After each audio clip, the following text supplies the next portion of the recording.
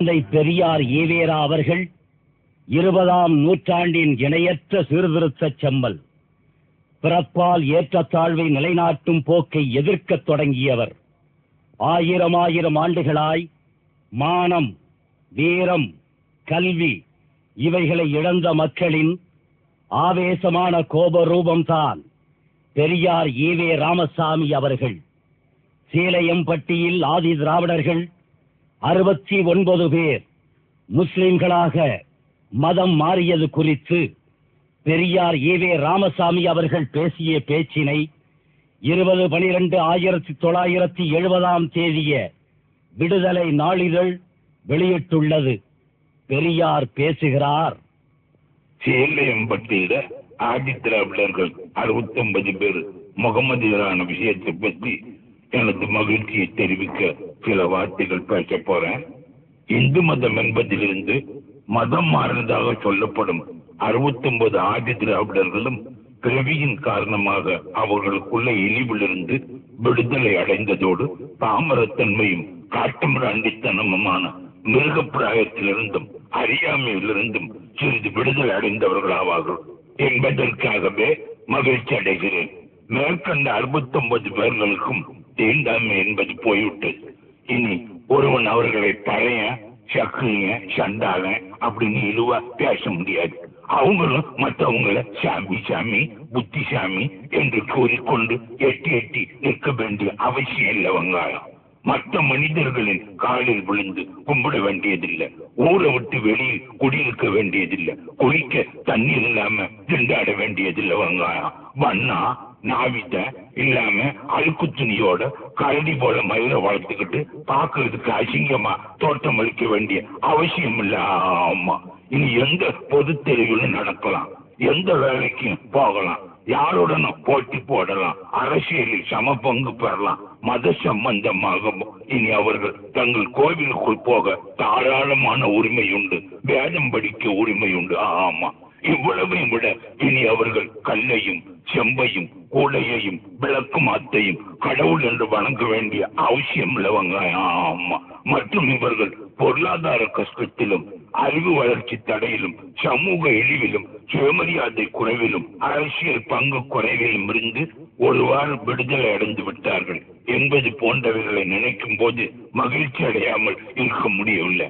ஏன்னா தீண்டாமை, நெருங்காமை, பார்க்காமை, பேசாமை முதலிய மதத்தின் பெயரால் வேத சாஸ்திரங்களின் பெயரால் உள்ளவைகள் எல்லாம் அடியோடு நீங்க வேண்டும் என்கின்ற தீவிர ஆசையை இம்மாதிரி என்னை நினைக்க செய்கின்றது.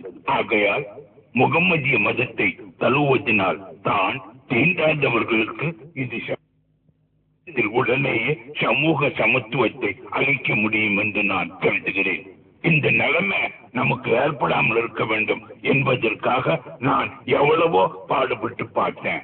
தீண்டாமை முதலிய கொடுமை ஒழிய வேண்டும் என்கின்ற கருத்துள்ளவர்களுக்கும் ஒற்றுமையை எதிர்பார்க்கும் மக்களுக்கு சுயமரியாதை உணர்ச்சி ஊட்ட வேண்டும் என்னும் கருத்துள்ளவர்களுக்கும் நமது நாட்டில் இப்போது உள்ள முக்கிய வேலை முதலில் தீண்டப்படாதவர்கள் முகமதியர் ஆபத்தை ஆட்சேபனை செய்யாம இருப்பதே எனது தாழ்மையானதும் கண்ணியமானதுமான அபிப்பிராயமாகும்.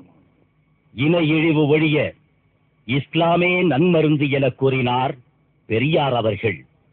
திராவிட உத்தியோகஸ்தர்கள் SIR எம்ப்ளாய்ஸ் அசோசியேஷன் சங்கத்தாரின் சார்பில் பெரியார் அவர்களுக்கு திருச்சியில் 1947ஆம் ஆண்டு மார்ச் மாதம் 18ஆம் தேதி 1080 ரூபாய் கொண்ட பணமுடிப்பு அளிக்கப்பட்டது.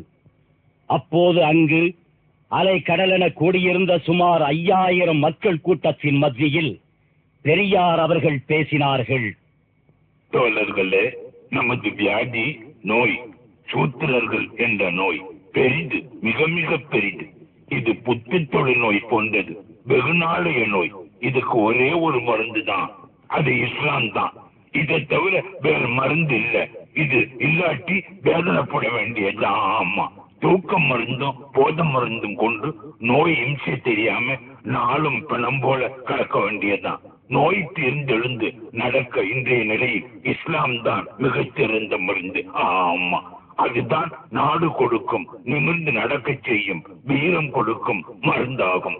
இஸ்லாம் என்றால் முகமது நபிகள் மதம் என்றோ, இங்கு லுங்கி கட்டிக்கொண்டு அளந்து தாடி வைத்துக் கொண்டிருக்கும் சாஹிபு, ராவுத்தரு, மரைக்கார், மாப்பிள்ளை என்கின்றவர்கள் மதம் என்றோ கருதி விடாதீர்கள். இஸ்லாம் என்பது சாந்தி, பணிவு, பக்தி என்ற பொருள்படும் அரபு சொல். இஸ்லாம் என்பது சகோதரத்தன்மை என்பது. கடவுள் என்பது திராவிட மொழி, காடு என்பது ஆங்கில மொழி, அல்லாஹ் என்பது அரபு மொழி என்பதல்லாமல் திராவிடர்களுக்கு மாறுபட்ட கடவுள் அல்ல, கொள்கை அல்ல என்பேன் தான்.